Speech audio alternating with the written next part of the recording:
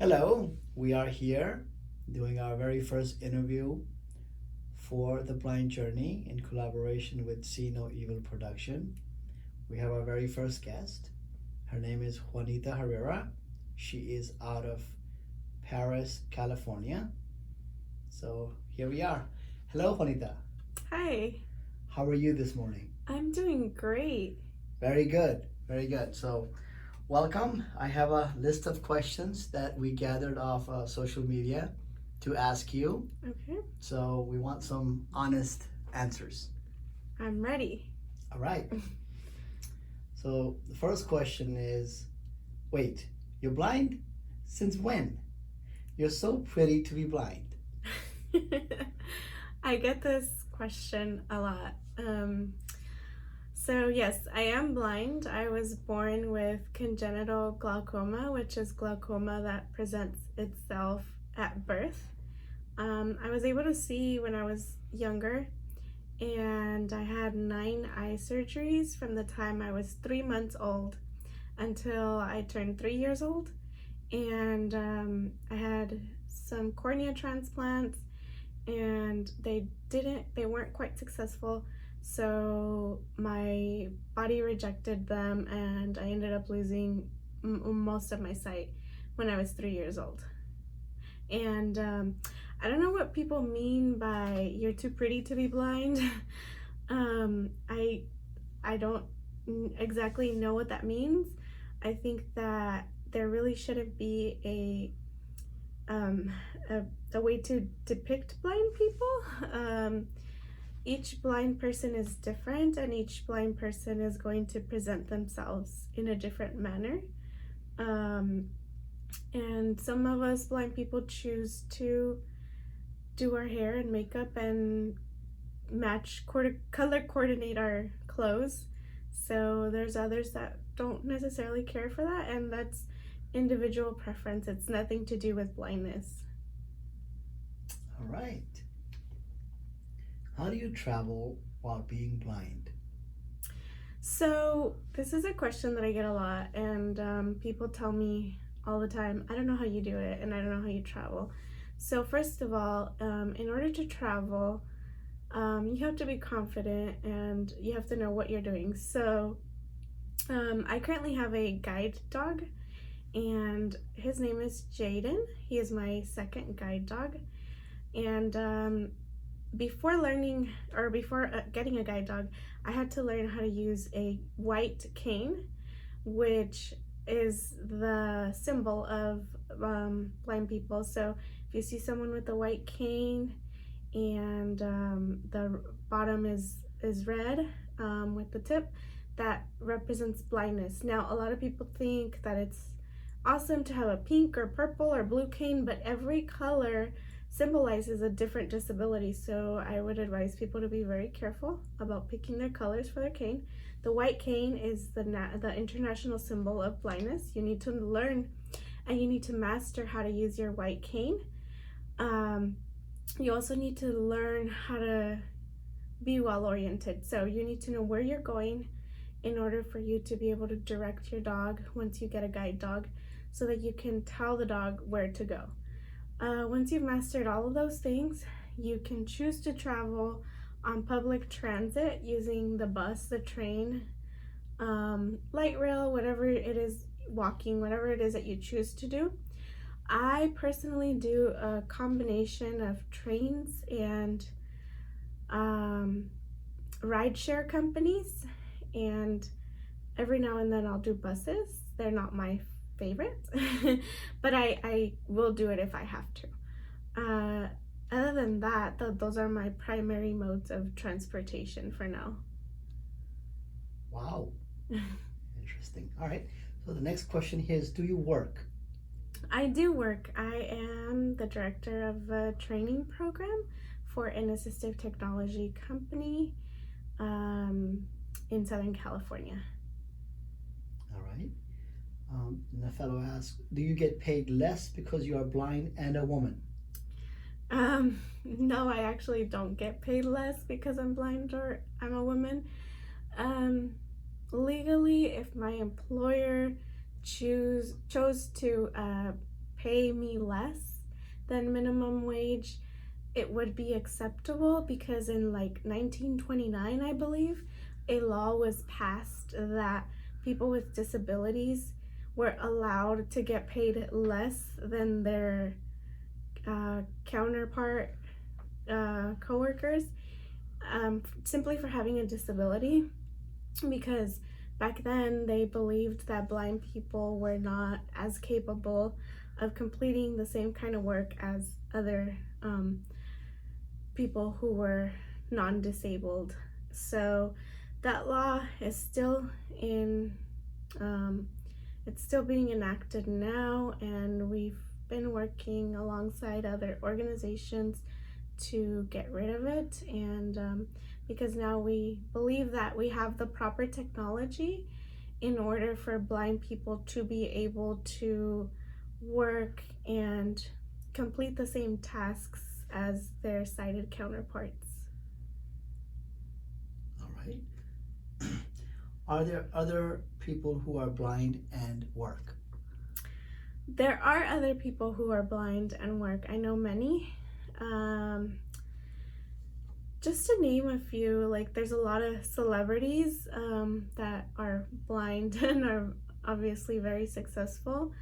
I have a few friends that are also blind and very successful. I have friends who work for Apple, for Google, for different major corporate industries like that.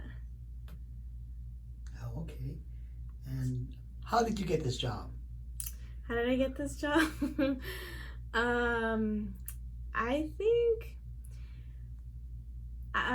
mostly by demonstrating my abilities and my my willingness to go out of my way to work. All right. And how do you read? How do I read? So I read Braille. There's different methods of reading, but I was taught to read Braille since I was 3 years old. I started to learn, and it has made a world of difference for me. For me, it's a lot faster, and it helps me be organized. And I also read, well, the new reading is listening to like audio stuff, so audiobooks, and listening to my screen reader on my computer, which reads to me. Well, that leads me into the next question, which is, how do you use a computer? So my computer is just a regular computer. It's a regular brand, and it's Windows 10, just like most computers should be nowadays. And it does have a screen reading software installed on there that allows me to use the computer to its full potential. So it reads the entire screen to me. So if there is an email being displayed on the screen, it will read that email out loud to me. If I want to surf the web, it will read the results to me. If I'm typing a report, it will read to me what I've typed up in my document. So basically everything that's on the screen, it will read it. I operate the computer a little differently. I don't necessarily use the mouse because I can't see to use the mouse. So every action that you would typically have on the mouse pad, I can recreate with a key command. So for example, to select something, I don't necessarily drag my mouse and select stuff. I manually go and pick the text that I want to select, and there's a special command to select different amounts of text. So that's just an example of how I use commands to operate the computer. Fantastic. Do you have a special phone that a blind person can use? I do not have a special phone. So no phone at all? I do have a phone though. Oh. I use a regular Apple phone, and I have enabled a feature that's found in settings within accessibility called VoiceOver. And VoiceOver is very similar to the screen reader that I use on my computer, and it will read the screen to me. So it reads the name of my apps, and like for example, if I want to send a message, it will read the messages icon, and once I've opened the messages app, it will read my messages to me. And if I want to type a message to someone and respond, then I would be able to type out my message, and as I'm typing, it's reading to me the letters that I'm typing. Okay. All right, so next question they ask, do blind people with guide dogs take stairs or elevators? So again, that's up to personal preference. I honestly don't mind. I don't have a preference. If an elevator is the closest thing, then I'll do the elevator. If the stairs are the closest thing to me, then I'll do the stairs. There's really no difference, in my opinion, in regards to what I'll be taking. The guide dog doesn't determine what I'm gonna take. It's more myself. Like if I'm tired or I'm carrying too many things, then maybe I'll prefer the elevator, but it's typically up to my decision, how I'm feeling that particular day. The dog is up to take whatever I choose to take. Okay. The next question, can guide dogs use escalators? Yes, so guide dogs could use escalators. The school that I got my guide dog from encourages us to put booties on the dog, which are shoes, on their back feet, because they cannot see their back feet when they're jumping on the escalator, and they can't see if they stepped on right, so they're afraid that the escalator teeth that rotate are going to cut the dog's paws. So they encourage us to put booties. There are other schools that don't necessarily encourage that, to put the booties on, but the dogs are still trained to do escalators. So yes, dogs can do escalators.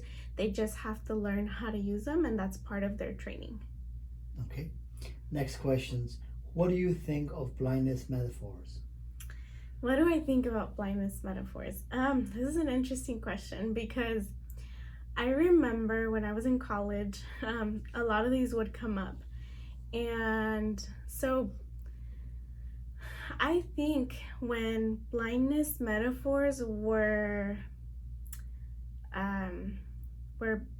put into the English language, it was probably many years ago, when blind people were not necessarily as active in the community as they are now. So back then, most of the blindness metaphors that I've heard are to denote like ignorance or someone who's not very smart. So I used to get offended by them, but then when I thought more about it, I was like, okay, well, these were put into the language many years ago when people were not doing anything. And I think with time and with our actions, we can show otherwise and show that blindness is not necessarily a bad thing as they are depicted in blindness metaphors. Okay. All right. So the next question is, what is a better learning tool between the Focus and the Polaris? What do you think? I feel that the Focus is better for people who can't read Braille. So the Focus and the Polaris are very different devices. The Focus is what's called a Braille display, and the Polaris is what's called a Braille note taker. A Braille display is simply a device that can be connected via Bluetooth or USB to an external device like a phone or a computer. And on the Braille display, you're able to read what's on the print screen of the other device. So it's just basically like if you connected a monitor to a computer, it will recreate what's on the computer onto the monitor, but in Braille. So that's essentially what that is. They have very limited functionality, and you're not able to do nearly as much as you would be able to on a Braille note taker. So for instance, the Polaris is a Braille note taker, and you're able to not only use it as a note taker, but you can browse the web, you can listen to music, play audiobooks, download applications from the Play Store, and you can also put it into a Braille display mode where you could connect it to external devices like your phone or your computer and read it on the Braille note taker. So I personally, when people ask me, should I get a Braille display or a note taker? I would say a note taker, because you have both options. You can use it as a Braille note taker with all its functionality, or if you only want to use it as a Braille display, you can use it as a Braille display. It's a little bit more, you spend a little more money on a note taker, but you have the option to use it whichever way you want to use it. Thank you. Mm-hmm. And for now, I have one last question. Sure. May I ask, does your blindness affect your hearing? Are you also hard of hearing? So, this is a question. Well, it's not a question that I get, but it's something that happens often. A lot of people will start yelling at me because they think that because I'm blind, I can't hear. So, I just tell people I'm blind, not deaf. And it's not, I don't intend to be offensive to the deaf community, because, you know, we all are facing struggles and whatnot. But I think that, you know, if I was hard of hearing, then I would appreciate the yelling, but I'm not. My ears are perfectly fine. It's just my eyes that have the issues. So instead of yelling, I would appreciate people being more descriptive. that would be helpful to me instead of the yelling. So no, my ears are not affected by my blindness. They work perfectly fine. Okay, well, I would like to at this time thank you for your time. I've learned a great deal, and I didn't know there was a thing called assistive technology or even a screen reader, what voiceover is. So maybe in future videos, if you have time, we could talk about those things, and get to know this whole world that I didn't even know existed. I really appreciate your time. Definitely. Thank you. All right, thank you.